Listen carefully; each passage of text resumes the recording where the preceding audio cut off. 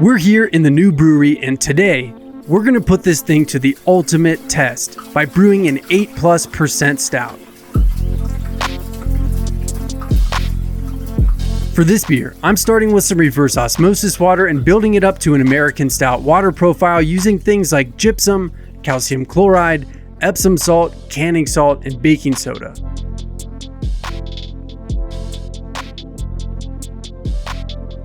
Once the water made it up to my mash temperature, I milled the grains, and you can tell this was before I built my new milling cabinet. For this beer, I'm experimenting with some malt from Mecca Grade Estate Malt, starting with 10 pounds of La Manta, 4 pounds of Metolius, and 2 pounds of Opal.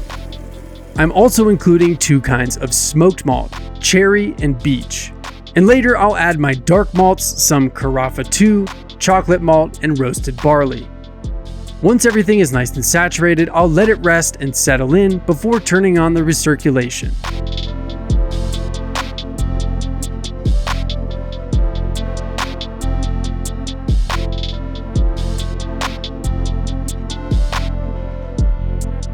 The brewing system that I'm using today is called the B40 Pro from BREWTOOLS, which has a maximum capacity of around 40 liters, and it also comes in 80 liter and 150 liter configurations. It's what's called an all-in-one brewing system, which means all the steps of the brewing process happen in the same kettle. This type of all-in-one brewing system has become extremely popular in the last few years, but I'm curious to hear from you guys. What kind of systems are you brewing on? Do you use an all-in-one system like this, or are you using something different?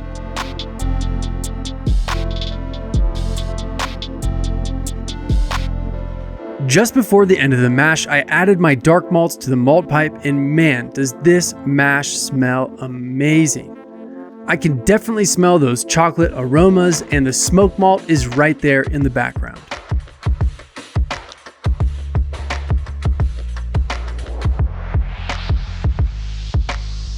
Now, not only am I using this beer as a stress test for the new brewery, but I'm also planning to submit it to the Big Beers Festival homebrew competition, and submissions are due in just 2 weeks.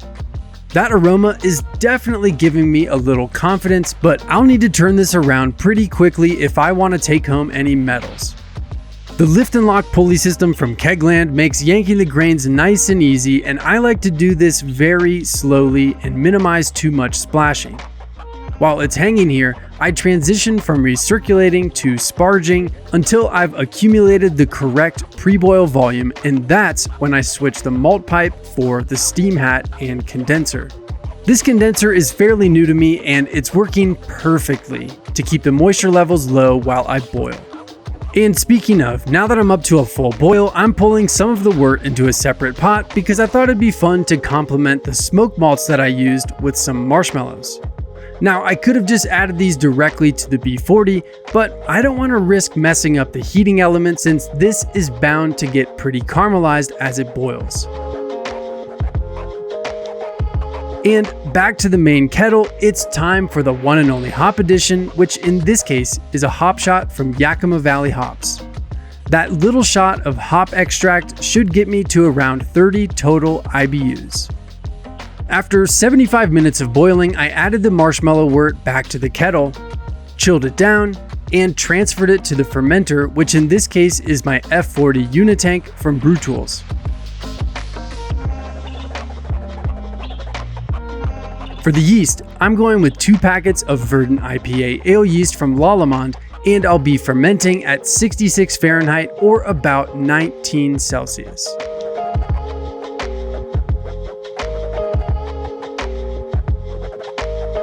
Unfortunately, I tasted the beer just before the competition's submission deadline, and I decided it just wasn't ready and it wasn't worth it to hurry up and submit the beer. And honestly, I should have known better. Big beers like this one are just not meant to be brewed in a hurry. Technically, the beer had reached final gravity, but the flavor profile is far from its final form. The best way I can describe it is it tastes like a young stout, and that marshmallow campfire thing isn't really coming through, so it's time to pivot. First, I'm adding some vanilla, to round out the perception of the body and hopefully balance the flavor. And I'm also adding some whole bean decaf coffee. There are several ways to add coffee to beers, but I think whole bean is the way to go, and because it's decaf, I can drink this any time of day. I dropped everything into the tank and then did my best to mix everything together by sending CO2 into the bottom of the tank.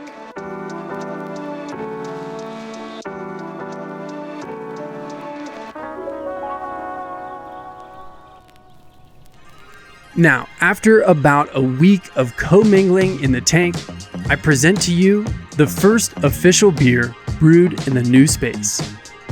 It smells like dark roasted coffee, chocolate, caramel malt with a very faint hop aroma.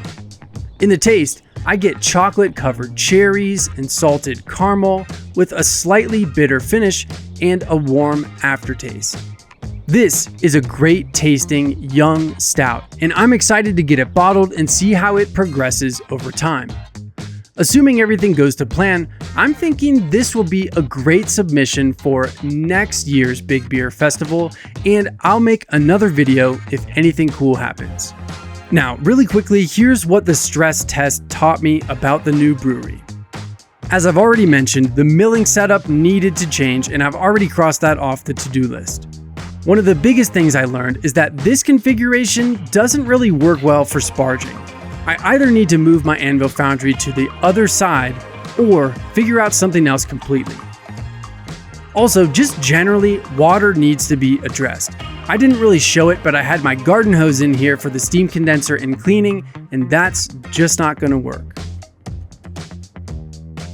And while I prepare to bottle this full tank of stout, I'm realizing that the location of my packaging station is less than ideal.